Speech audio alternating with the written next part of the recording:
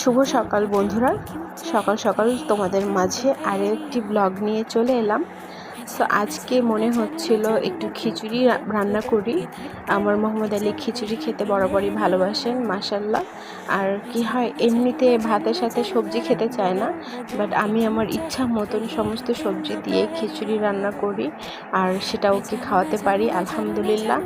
যেটা অনেক বাচ্চারাই দেখা যায় খেতে চায় না সবজি খিচুড়ি, বাট আমার মোহাম্মদ আলী ভাতের সাথে সবজি না খেলেও খিচুড়িতে সবজি পছন্দ করে আলহামদুলিল্লাহ। সেই জন্য আমি ফ্রেশ একটা পেঁপে পেড়ে নিয়ে এসেছি।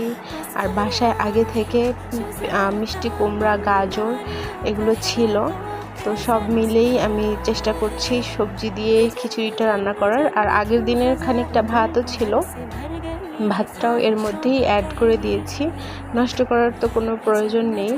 আর আমাদের মুরগি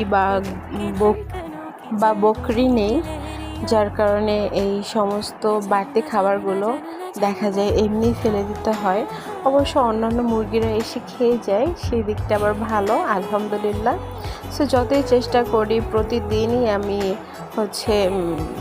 মানে যেদিন খিচুড়ি রান্না করি চেষ্টা করি যে একটু কম করে রান্না করব, বাট পারি না, একটু তো বেশি হবেই। আর 3 জন মানুষ তো মানে অতটা খেতে পারি না, আর দেখা যায় যে বেশিরভাগ সময় অতিরিক্ত হয়।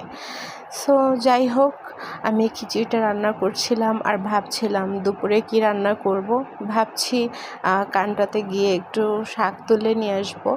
আমি শাক খেতে খুবই ভালোবাসি, যে কোনো ধরনের শাক আমাকে বেশি করে পেঁয়াজ, রসুন আর কাঁচামরিচ, তেল দিয়ে ভেজে দিলে আমি সেই শাক শুধু সাদা ভাত দিয়ে খুবই তৃপ্তি সহকারে খেতে পারি আলহামদুলিল্লাহ। আর আমার খুবই ফেভারিট যে কোনো শাক মানে যে কোনো শাক। নতুন একটা শাক আমার ফেভারিট লিস্টে অ্যাড হয়েছে, সেটা হচ্ছে লইট্টা শাক, যেটা আগে কিনা আমি বন জঙ্গল হিসেবে জানতাম।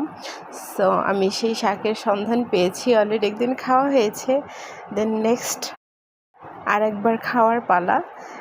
সো অনেক গল্প করলাম, এখন আমি এখানে 3 জনের জন্য 3টা ডিমের পোচ করে নিচ্ছি। দেশি মুরগির ডিম খুবই ছোট ছোট, আমার তো মুখেই লাগে না। তোমাদের কেমন লাগে তোমরা কমেন্ট করে জানিও। দেন আমি এখানে খিচুড়িটা তেলে দিলাম, বাগার দিলাম, তোমরা কি বলো? আমরা ফোড়ন বলি বা বাগার বলি। সো বাগারে আমি ইউজ করেছি, দিয়েছি মেথি, কয়েকটা শুকনো মরিচ, রসুন কুচি আর পেঁয়াজ কুচি। সো এই দিয়ে ফোড়ন দিলে খুবই টেস্টি হয়। দেন আমরা আর্তুগুল দেখতে দেখতে সকালের নাস্তা সারলাম।